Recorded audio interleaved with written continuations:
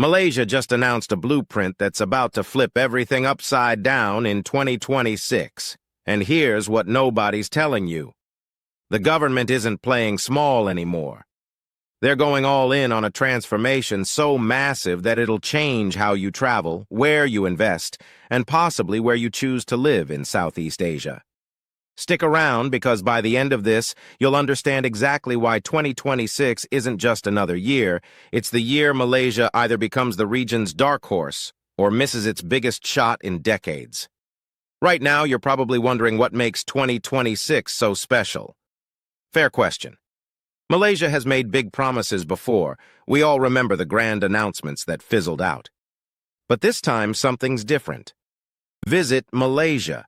2026 isn't just a tourism slogan plastered on billboards. It's the anchor point for a coordinated economic assault on multiple fronts. The target? Bringing in 35.6 million international tourists and generating 147 billion ringgit in tourism revenue. But here's the twist that most people are completely missing. Tourism is just the storefront. Behind it, Malaysia is rewiring its entire economic engine. Let me paint you a picture of where Malaysia stands right now. Singapore dominates as Southeast Asia's financial powerhouse. Thailand prints money from tourism with over 40 million visitors annually. Vietnam has become the manufacturing darling, stealing factory after factory from China. Indonesia's massive population makes it the natural regional giant. So where does that leave Malaysia? Stuck in the middle with solid fundamentals but no knockout punch. The 2026 blueprint is Malaysia's answer, not to compete directly with everyone, but to carve out specific advantages that force the world to pay attention. Tourism is the most visible part of this transformation. Visit Malaysia 2026 isn't just about flying in tourists, snapping photos at Petronas Towers and flying them out. The strategy is about increasing the length of stay and the amount spent per visitor. Right now, the average international tourist stays about 6 nights and spends roughly 5,000 ringgit total. Malaysia's plan is to create reasons for tourists to stay 8 to 10 nights and double their spending through premium experiences. Kuala Lumpur is going through a complete identity shift. The city has always had the towers, the malls, the basic tourist infrastructure. What it lacked was soul in the eyes of international tourists. The 2026 plan addresses this directly by developing distinct entertainment and cultural districts. Bukit Bintang is getting a massive facelift with pedestrian zones, street performances, and night markets designed for international appeal. Merdeka 118, the second tallest building in the world, opens with observation decks, luxury retail, and dining experiences designed to keep tourists in the city center longer. Penang is taking a completely different approach, and this is smart differentiation. Georgetown already has UNESCO status, already has the street art, already has the legendary food scene. What Penang is adding is depth. Heritage walks with augmented reality let tourists point their phones at old buildings and see historical scenes overlay the present. The state government is also certifying authentic heritage experiences. You want to learn to cook Penang laksa? Not just in any random cooking class, but in a restored heritage shop house with a third-generation cook showing you techniques passed down through decades.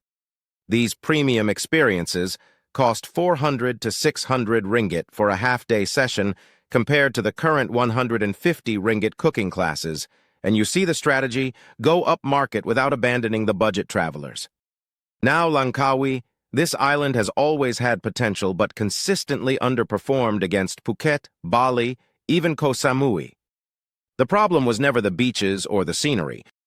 The problem was infrastructure quality and marketing. That perception is being systematically destroyed. New luxury resorts from international chains are opening.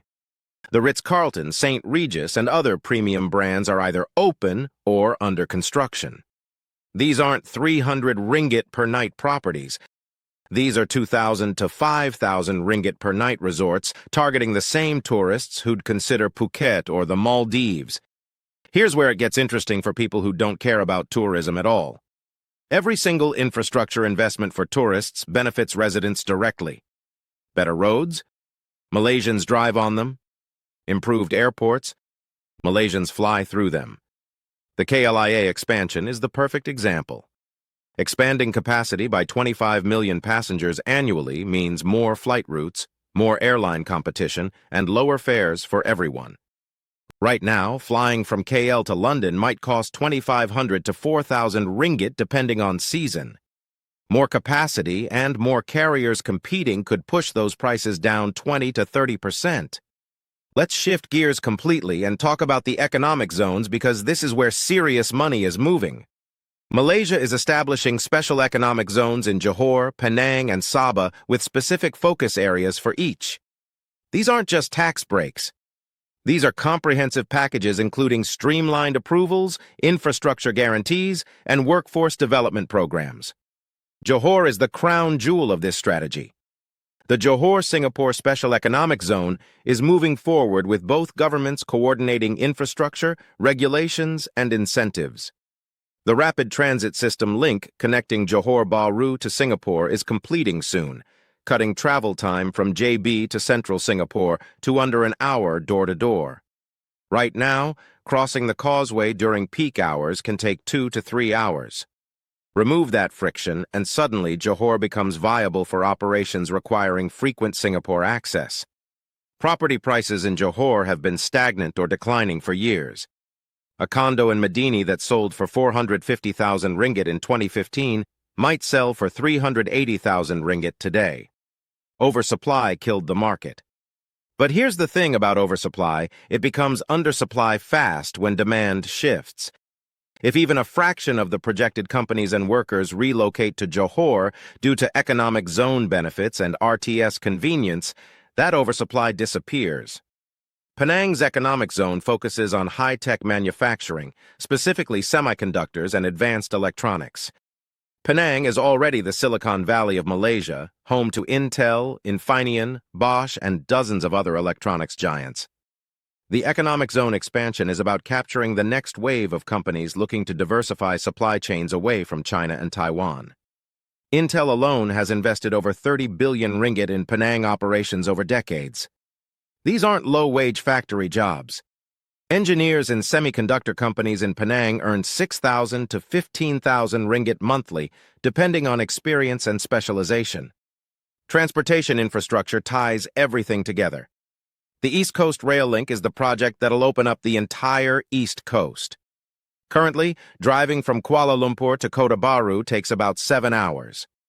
The ECRL will cut travel times by 40 to 50%, making East Coast destinations accessible for weekend trips from KL. This changes tourism patterns completely.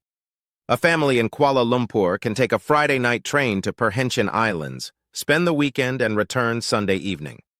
MRT-3 in Klang Valley is another game-changer that affects millions daily. This line connects areas currently underserved by rail. If you live in Shah Alam or Klang and work in KL, your commute is probably miserable, 90 minutes to 2 hours each way in traffic. MRT-3 cuts that to 40 to 50 minutes.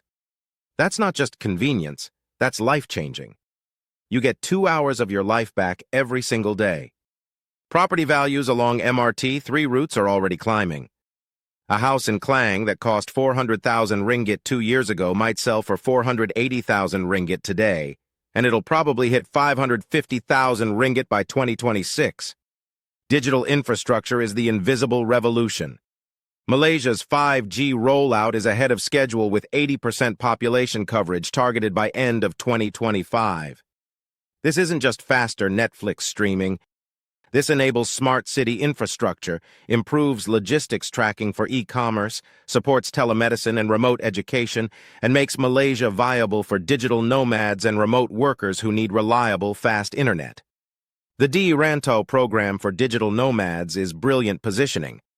Requirements are reasonable, 24,000 USD annual income, proof of remote work for a foreign company, and you can stay up to 12 months.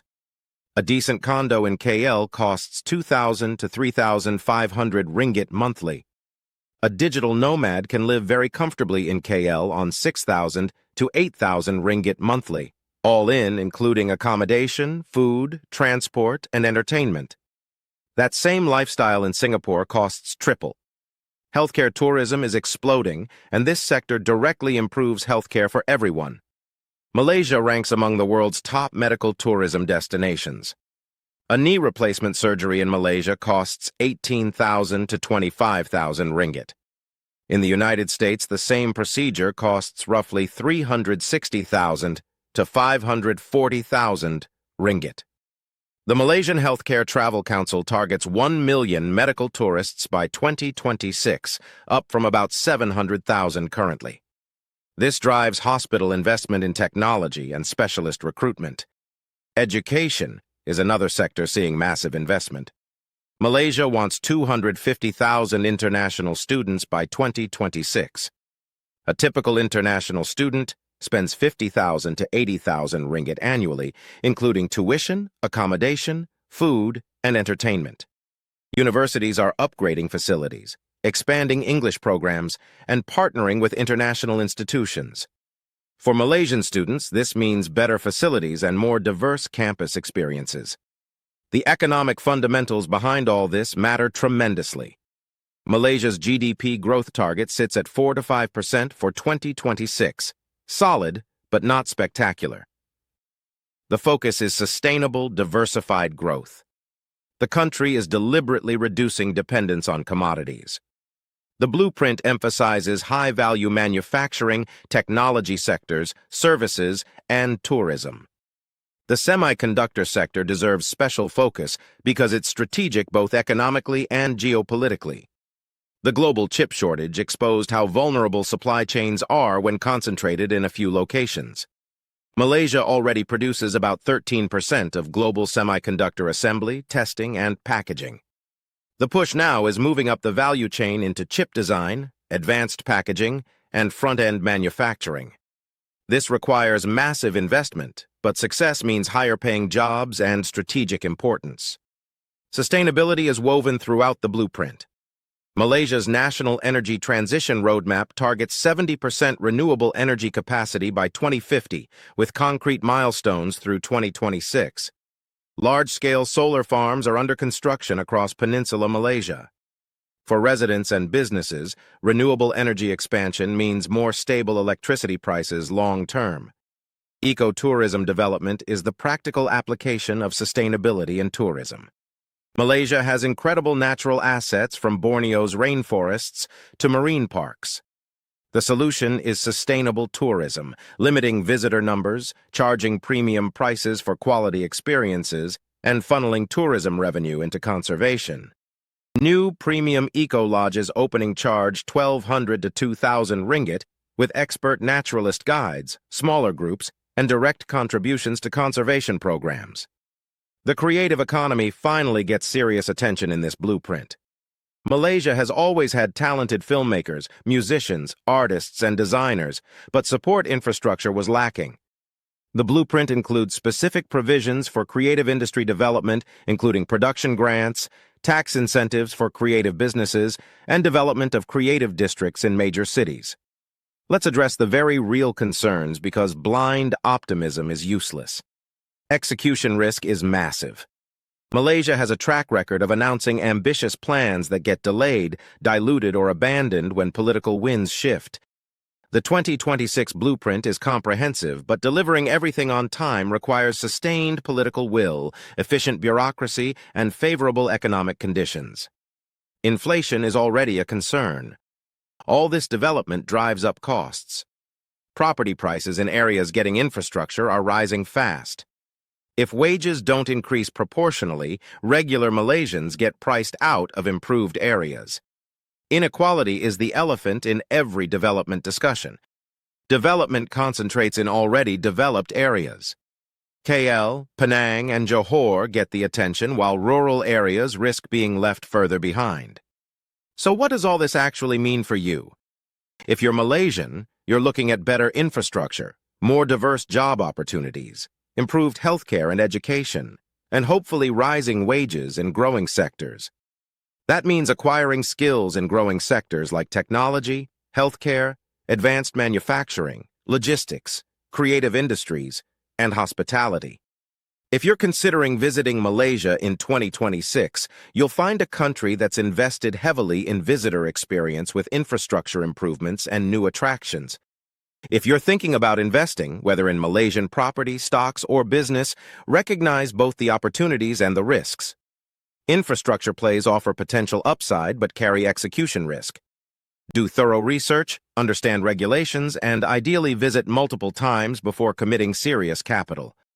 If you're considering moving to Malaysia as a digital nomad or for work, fundamentals are strong. Cost of living remains reasonable and quality of life is high with excellent food, decent healthcare, and generally friendly people. Malaysia's 2026 blueprint represents a coordinated bet on the country's future. It's not guaranteed to succeed completely. Execution challenges, economic headwinds, and political uncertainties could derail parts of it. But the investment is real, the infrastructure is being built, and the momentum is building across multiple sectors simultaneously. The fundamental takeaway is this: Malaysia is making its move now, creating momentum through coordinated action.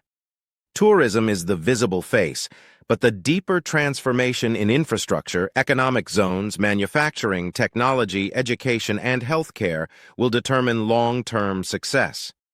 The question isn't whether changes are coming, they're already happening right now. The real question is whether you're paying attention and positioning yourself to benefit from them. Drop a comment and tell me which sector you think will have the biggest long-term impact on Malaysia. I'll see you in the next one.